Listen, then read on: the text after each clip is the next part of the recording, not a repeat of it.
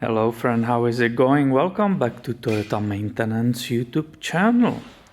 You guys are familiar with this 2005 Toyota Tacoma 4-wheel drive? Because I did a bunch of videos on this beauty, and in this video we will deal with customers' parking brake.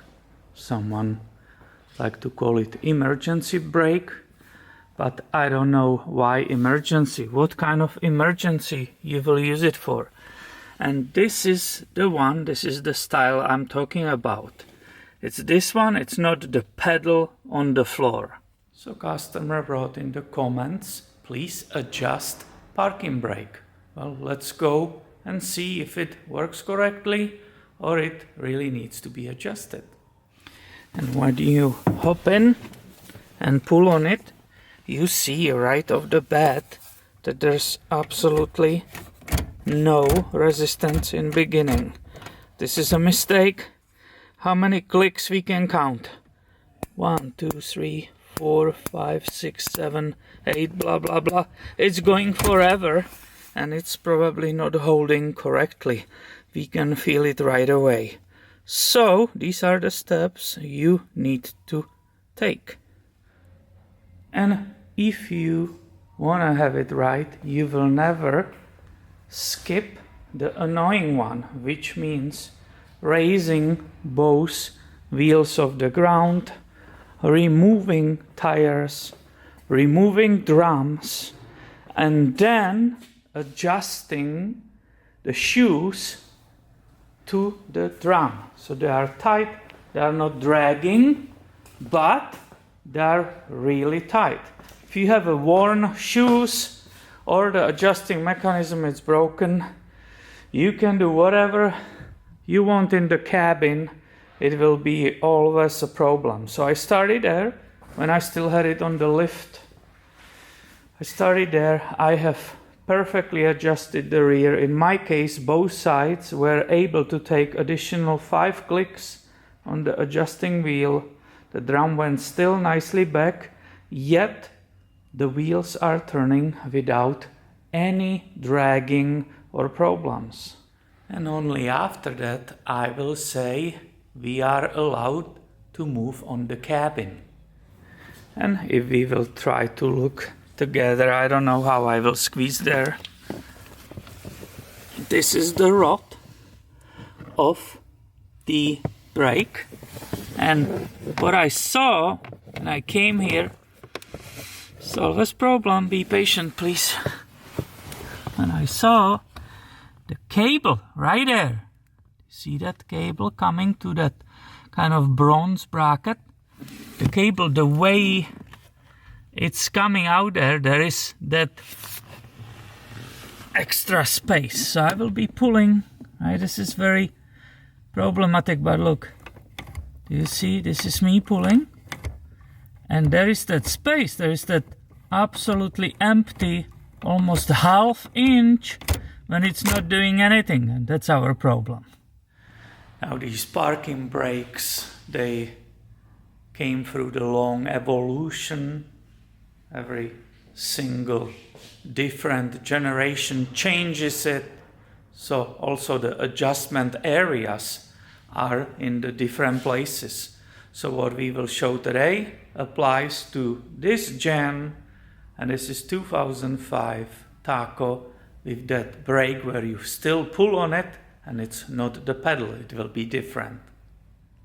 And I firmly believe that Toyotas are relatively easy to work on, because why? Because I try to work on different makes.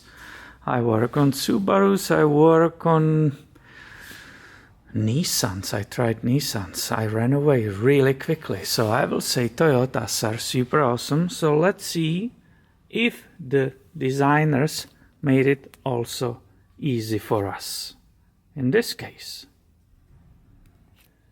And believe it or not, I should be able to pop this console, these basically cup holders, and in our case pen holders, that should, either with the correct plastic tool which you put underneath here, or maybe even with my own hands, that should pop up. I already grabbed it just with bare hands like this. Look at it. Can you believe it? Can you believe it? Hello, Toyota. What do we got here? And in this case, on this gen, beautiful design. Absolutely wonderful. So, this is the cable. You can even hear the slag when I pull on it. Listen. This is that ½ inch I was talking about coming from the front. And we need to get rid of it. Because that's what creates the soft action on this. Here you can see both cables individually coming towards each rear wheel to the drum. There's no more adjustment on the way to the rear besides right here. So all we gotta do, because we already took care of the shoes in the drums, we need to eliminate this slack, and this parking brake will be perfectly working again. So I brought wrenches, so you will put one 12mm on that rear nut and the other 12mm on the one on the left. I will break it loose, and that will allow me to turn the one on the left and put the tension on this adjusting rod. Here you can see the wrenches side by side to crack it loose. You can see after loosening it, I was able to move that counter nut towards to the right. And I'm turning this one to get rid of that slack on this cable. So just simply, you don't need even a wrench. I can feel it starts pulling on this.